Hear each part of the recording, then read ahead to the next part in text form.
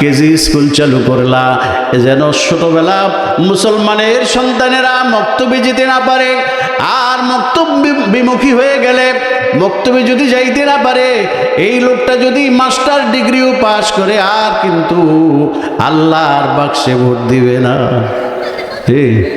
মসজিদেও যাবে না, মাদ্রাসাও দেখতে পারবে না, ওলামায়ে কেরামের বিরুদ্ধে কথা বলবে, শরিয়া আইনের বিরুদ্ধে কথা বলবে।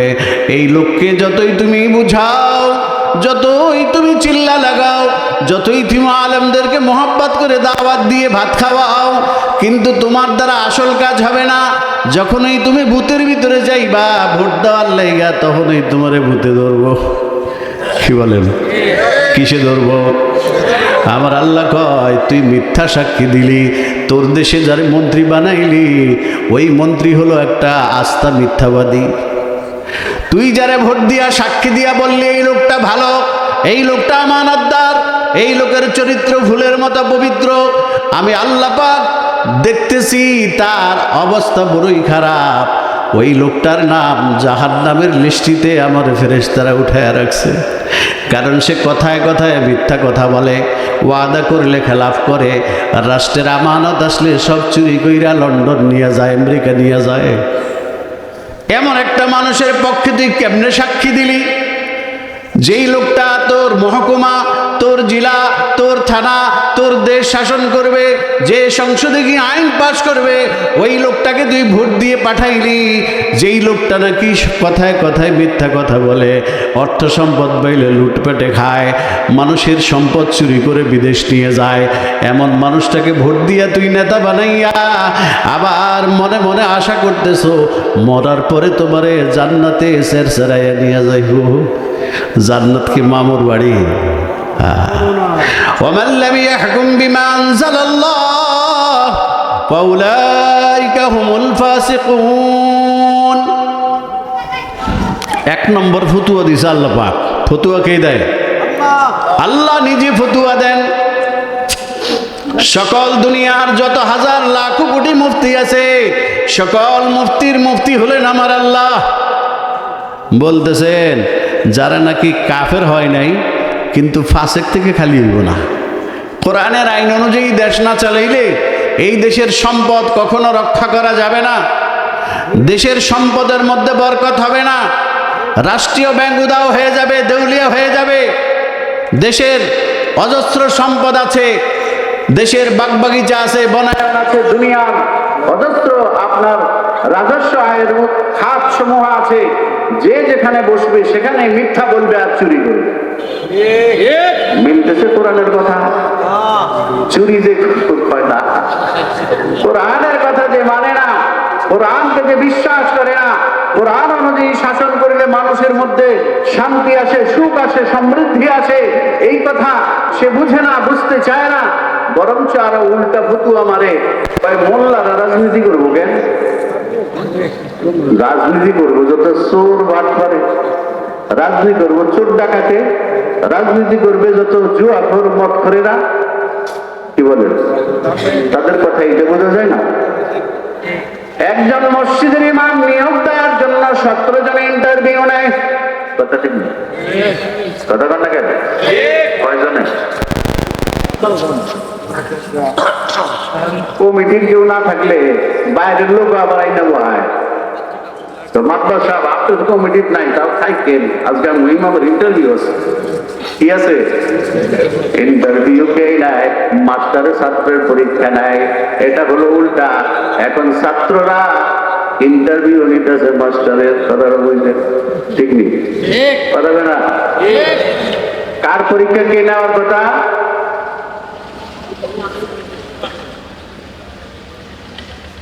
পাশের মসজিদের ইমাম যখন আনছে, তো আপনি একটু থাকেন, আসল ইন্টারভিউ তো সভাপতির সাথে, ওই সভাপতির আবার রাগ হয় না।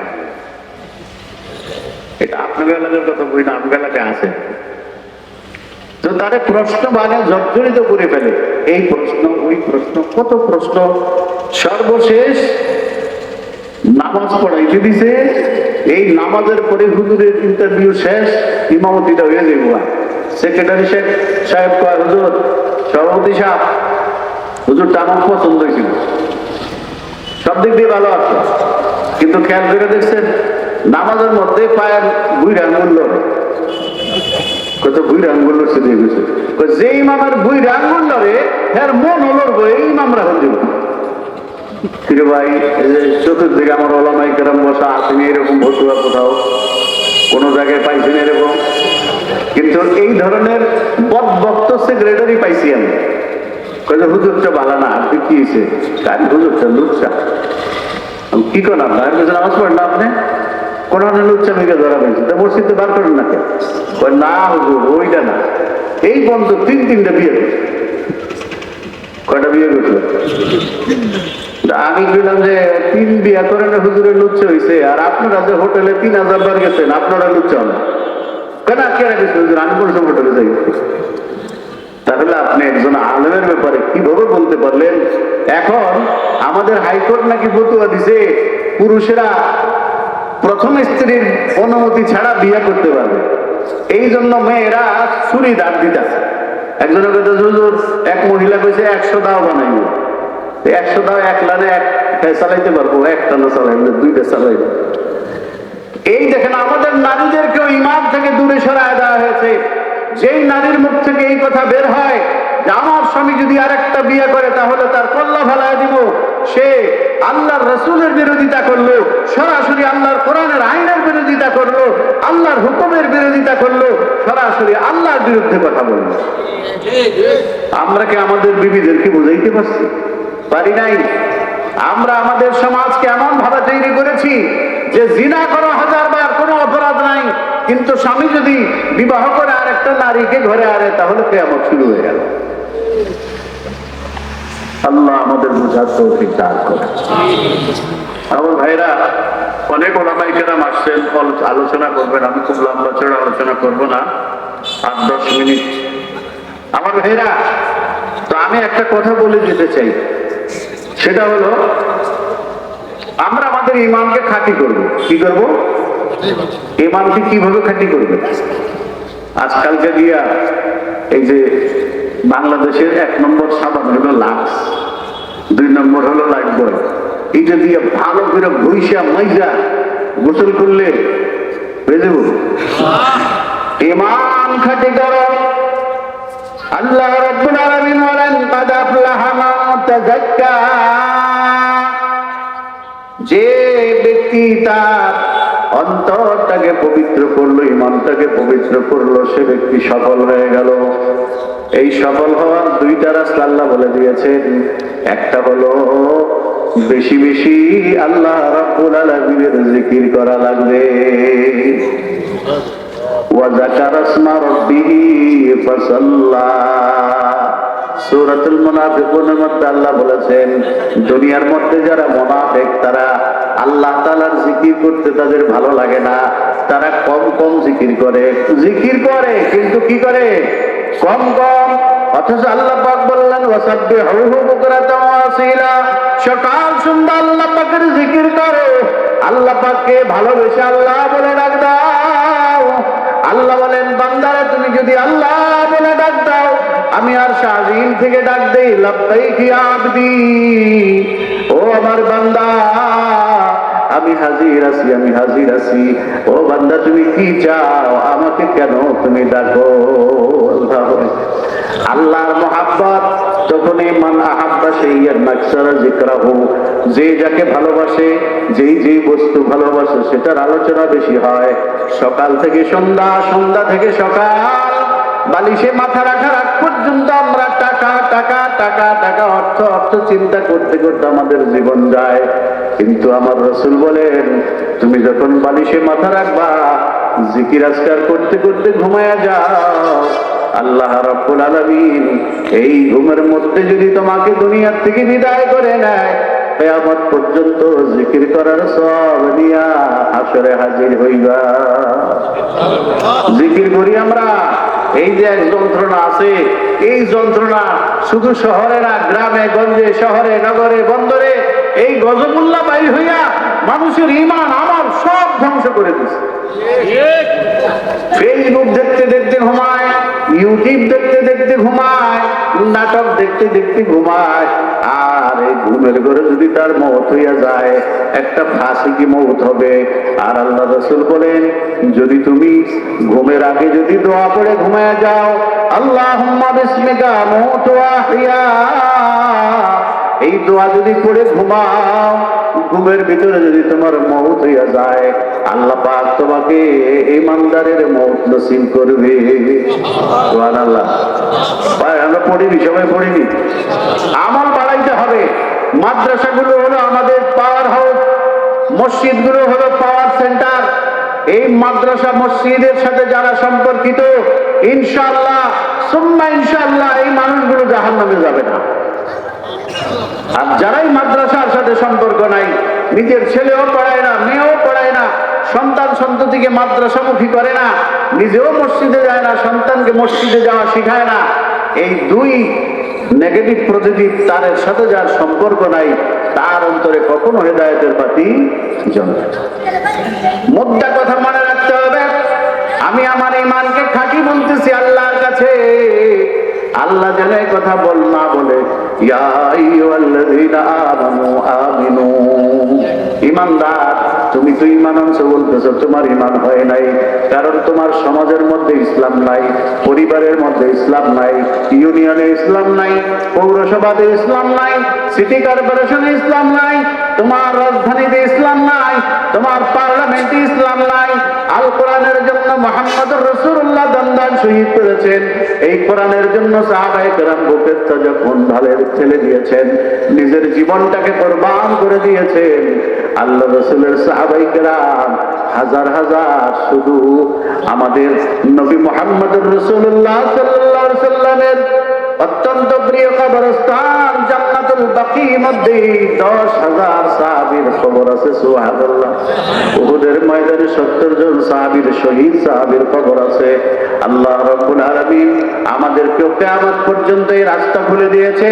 তোমরা যদি আল্লাহর জন্য জীবন দিতে পারো, দুনিয়ার কোন দলের জন্য জীবন দিলে লাভ নাই, তোমাকে চির জাহান্নামী ঘোষণা করা হবে।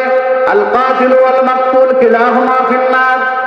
দুনিয়ার দল যেগুলোর মধ্যে ইসলাম শব্দ লেশ গন্ধ নাই, এই দল করতে গিয়ে যদি কেউ রাস্তাঘাটে মারা যায়, গুলি খেয়ে মারা যায়, আর ভোটের সময় ভোট যুদ্ধ করে মারা যায়, এই লোকগুলো সরাসরি জাহান্নামে যাবে।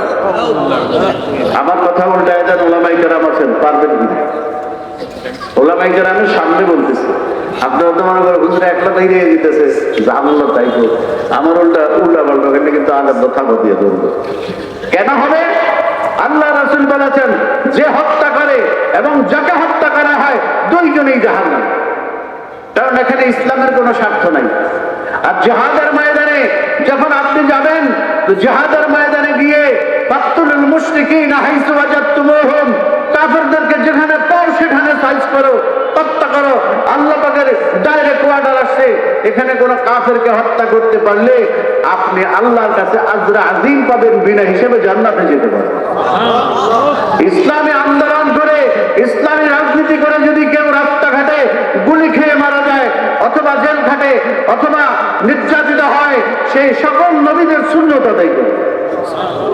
সকল নবীদের, সব নবীরা দ্বীন প্রচারের জন্য, আসমানি কিতাব প্রতিষ্ঠিত করার জন্য জেল খেটেছেন, রক্ত দিয়েছেন, দেশ ছেড়েছেন, দামদার শহীদ করেছেন। অনেক নবীদেরকে নির্বিচারে ইহুদিরা হত্যাও করেছে। সুতরাং আমরা কার জন্য? কথা বলুন, আমরা কার জন্য? আল্লাহর জন্য। আমার কথা শেষ। শুধু একটা কথা বলবো,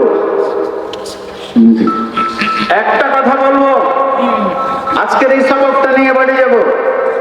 সবকটা হলো আল্লাহর ঘোষণা, আমাদের ওলামাদের কোনো বানানো কথা না। কোরআন শরীফ তো আমরা বিশ্বাস করি না।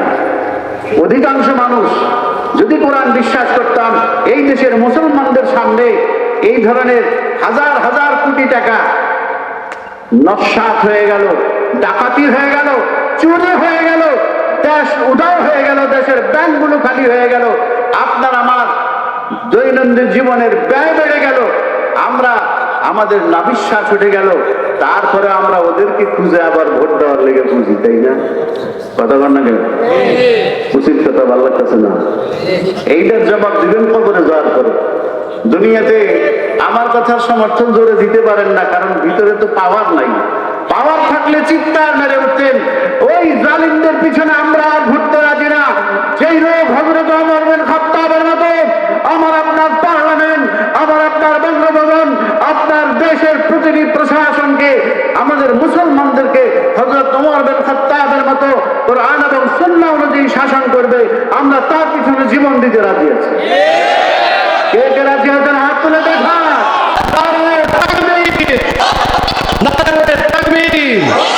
দিন ইসলাম, দিন ইসলাম, আল কোরআনের আলো, আল হাদিসের আলো, ইসলামের শত্রুরা।